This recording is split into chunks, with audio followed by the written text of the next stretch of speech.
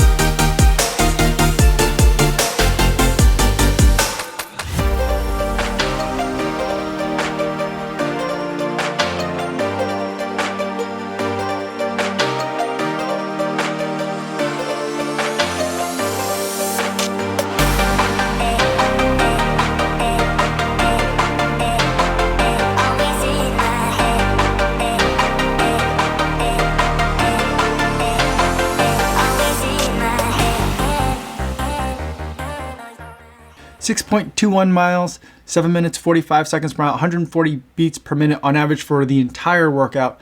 That's including the warm-up, the cool-down, the work periods, and all the rest periods.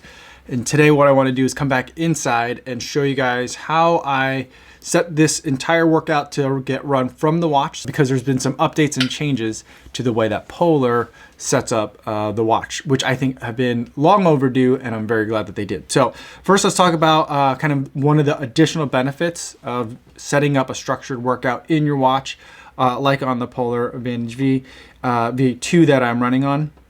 And as a matter of disclosure, the Polar Vantage V2 was a watch that was sent to me by Polar for the purpose of review. However, they're not asking me to continue wearing the watch or to continue using the watch. They're not paying me to do that. They didn't ask me to make this video about this update. It's just something that's been really helpful for me during this last workout phase, so I wanted to share it with you guys. So one of the things that you can do once you've done a workout that was structured and set up through the watch is that you can come and look at the different phases of that workout in your data. So if we switch down to my computer here, the first thing that I could see is kind of like the overall metrics for the entire run. But if I scroll down, then I can also see the different phases that I had set up in the watch in terms of heart rate, pace, power, cadence, and altitude, looking at it in almost like a dashboard form if I want to see that. And you could see that first I had a 2 mile warm up, then 6 miles at threshold, a mile, that's this phase, little short phase right here, 1 minute of rest. I did a jogging rest for all these, and then another 6 minutes at threshold, and then another jog recovery, another 6 minutes at threshold pace, and then into jog recovery, and then right into the cool down. So that was the workout for today. I could see it as heart rate, and I could also see it as pace. Now these different bands that were set up here were the different ways that I was kind of governing the different phases of this workout. And so for the cool down, the warm up, and all the rest periods, I want it to be within a certain heart rate ranges. So that's why like these color bands are showing up here. But for the work portions, at least for today, I want it to be within a certain pace range to make sure that like kind of like what I was thinking about pace is matching up to what kind of like other physiological metrics like heart rate that I can kind of correlate that to, or power. And so I wanted to basically stay within a certain pace range for today. And so that's why these bands are up here, letting me know whether or not, kind of quickly visually, whether or not I kind of hit my marks. If I scroll even further down, then that's how I've been getting a lot of the detail that I've been showing to you guys through the previous workout videos that I've made. And so it says the warm-ups here, and then the first work phase, I can click on it. It'll kind of like zoom in all those graphs to just that first 6 minute of threshold. And it'll also give me mini stats or summary stats up in this section down here. But I can also get a little bit more detail by looking through this chart in terms of not only what was the pace average for that section, but what was the pace max, heart rate average, heart rate max, that kind of thing. So that all makes it really useful to be able to look at not only the work phases, but also the rest phases to see what my heart rate's doing. All very convenient for me to look at it at a glance, so I could see kind of like exactly what was happening, and trying not to figure out like, well, in mile 2, this is what I was doing, and half of that or maybe 3/4 of that was when I was working. So I don't have to do any kind of like extrapolating or figuring out. I know exactly from the beginning to the end of that like 6 minute block or that 1 minute block exactly what was going on. And having that thing just automatically click over from one section to the next is really helpful, especially for shorter or intense sections of work, because that's when you're like, if you're recovering and gasping for breath on a very short recovery, like a 1 minute recovery, it's very easy to accidentally go long on those recoveries. And for me, I'm finding out like the real trick for getting the most out of your workouts is not only to do hard workouts, but also to make sure you're not resting too much. The rests are critical. And so having something that's going to be really like strict about not resting too long has been really important for me. I think really helpful as well. So let's talk about how you can make a workout like that. So I'm going to come up and scroll to the top and hit this star button. And in that star button, those are your favorite workouts. There's other kinds of workouts that are available on the Polar Vantage V. I'm just going to focus on favorites for right now. Those are the kinds of things that I do whenever I'm trying to send a workout to my watch. So in my favorites, there's a whole bunch of ones that I have here, but we're just going to start a new one just to kind of give an example.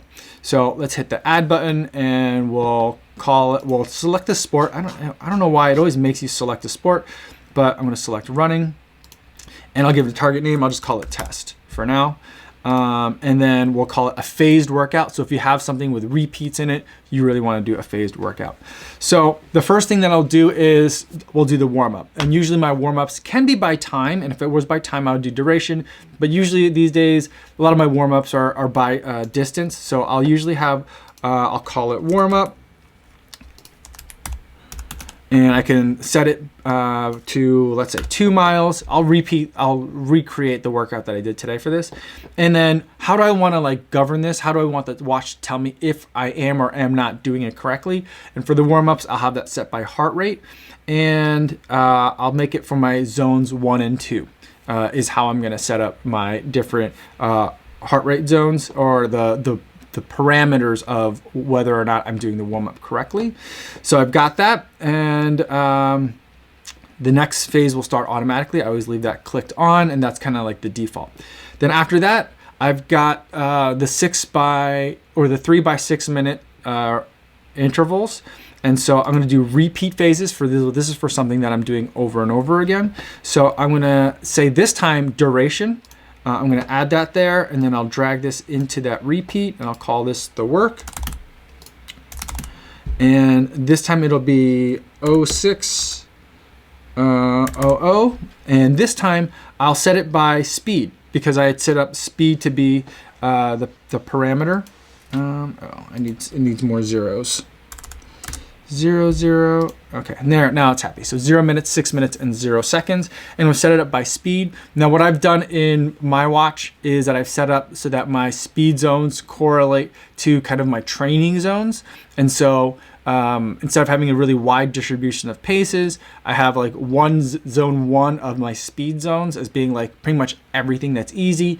Zone 2 is like moderate pace up to marathon pace. Zone 3 is threshold pace. Zone 4 is like 5K pace, and zone 5 is mile pace or faster. So now what I'll do is I'll set this up for zone 3.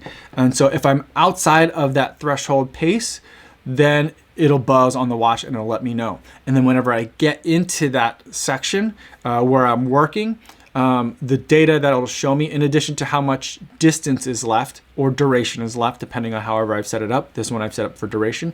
So in addition to telling me how much time is left on that rep, it'll tell me what my pace is, because this particular part of the workout is being governed by speed. So then let's add a duration for the rest, and I'll drag that into this repeat section. And this part is all new. It used to look a little bit different. So this is like the big upgrade, which I think makes a lot more sense to me. So, but I'll call it the rest phase here, and we'll do it to 0, 0, 0, 1, 0, 0, so 1 minute. And I'll set the rest by heart rate. So that way, I'll do zones 1 through 3 at this time, because for a 1 minute long rest coming down from threshold, I'm probably not going to get down to zone 1 for heart rate. I'd like to be in like zone 2 just to make sure it's easy, but realistically, for the most part, I'm probably going to be in zone 3 for that. So we'll set it up that way. And then I want to do that total of 3 times. So I'll change that number of the 3x to 2x to 3x up in here. And that's that. And then I have a distance that I want to do the cool down, and we'll call that the cool down. And we'll set that for 2 miles as well. And this time I'm gonna set, again, heart rate for the intensity that I want to make sure I'm governing it by, so that I'm not getting too excited. The other way that I can do it is I could set that cool down to be by power, or I could set the work phases to be set up by power as well. So that way I could say maybe for this, I'll wanna keep it in zone 2 for kind of like my recovery, or just an easy cool down pace or power effort level. So I can do that as well. And so that way, if I did that, then during the cool down, because it's being this phase is a distance block, the cool down is set to 2 miles, not like 12 minutes or 15 minutes or anything like that. It'll tell me how much distance is left in the cool down, and it'll give me a power number as the main metric that it's showing me when I'm looking at kind of like the workout watch face. I can still have access to all my other watch faces and the other ways that I've configured data, but when you're doing the workout, the default is to show you kind of like what's going on in this phase of the workout. So if I did leave it set up as power, that's how I would do it. You could leave some notes up in here, which is sometimes useful. I usually put the notes in there as a reminder to myself before I start the workout as to what the workout's gonna be. And the other reason why I do that is just to make sure that sometimes I use the same like the same phased workout name multiple times, like if it's strides. But some days my strides would be an easy workout with 8 strides, and sometimes it's an easy run with 10 strides. And so that way, if I put it in the notes what it is, that's a nice reminder to let me know, okay, the watch did update correctly. So I'm running with an updated and correct workout. So then you add it to your favorites, and then after that, then it shows you the new favorite that's up here. We got test, and then you want to make sure that you long press on this one button down here in the lower left. That's the way that you can kind of push a sync to make sure that the sync is happening, so that that workout is coming to your watch from the web app or from the phone that you've done it. So that's how I make the workouts on the web. It's a little bit different on the phone. So if you're doing it mobile, there's a slightly different way that you're gonna do it. So what I'm gonna do is open up my Polar Flow, and I'm gonna hit the 3 dots in the lower right hand corner, and there you can see that there's another option for favorites. Again, it's that star button, so you're gonna hit that again. And here you're gonna see a list of all the favorite workouts that you have loaded up on the phone. That should, if your watch is synced, be also on your watch as well. The one thing that's different, here's the one of like the 2 main differences between the web app and the phone app, is that here I can see these different phased workouts or these favorite workouts, but I can't edit them. I can only look at them to see, like, is it 10 reps? Is it 8 reps? What are the intensities? I could see that, but I can't change it, which is a little bit frustrating. All I have to do is delete it though and create a new one. And fortunately, creating a new one's not that hard. So I'm gonna hit the add new button and pick phased target. That's what sets up this template where I have a warm up, a cool down, and some repeats in the middle. I'm gonna hit the plus button to add my sport. I'm gonna go hit to R and get running. Hit done, and then I could give it a name. I'll call it test 2. for example. And then here I have all the different categories that I had before when I was making it on the web app. I have a warm-up section, some repeats, and then the cool down. And in the warm-up, I can click on that one. I'll hit the gear, and then it'll let me change the phase name if I wanted to do that. I can also toggle between distance or duration. Let's say I wanted to make it a distance of 1 mile for the warm-up. I could do that. And then I could choose between heart rate, pace, or power in terms of how am I gonna set up this part of the workout. So for warm-up, I usually do it by heart rate, and I wanna be in zone 1 or 2, so I just hit the slider to move over, and then I will hit save. Then for the workout, let's say instead of it being 3 by 6 minute repeats, let's say it's 3 by mile repeats. So for the work phase, I'll hit the gear, I'll go by distance, I'll again do 1 mile, and let's say I want to set it this time by power, and so we'll go to zone 3 for my power, and I've set up my power numbers to match the power ranges that I get from my Stride FootPod based on the critical power that it gives me. So I've done that. Then I can click out of that section and hit save. And then for the rest, I can make the rest, I'll leave it at duration, but I'll set it to be 2 minutes rest. Give myself a little bit more rest here. And then we'll do, maybe this time we'll set it up to pace. So I'll make it an easy pace, make sure I'm not running too fast, which is usually not a problem for a recovery phase, but let's do it that way. And then we'll hit save. And then for the cool down, let's just leave it at 10 minutes, and we're gonna do it by heart rate. And so that's how I could set it up. I could add my notes in the bottom, just type them in there if I wanted to do that. And then when I'm done, I could just hit create target, and then it'll get added to my list. Now all I have to do is sync my phone to my watch, and that way I will be able to get that workout on the watch and ready to go for my next run.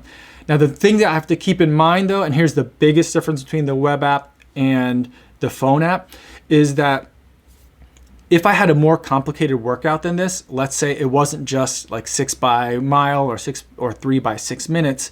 Let's say it was 3 by 6 minutes on and off with a 1 minute recovery, and then like 4 by 200s with a 200 meter jog.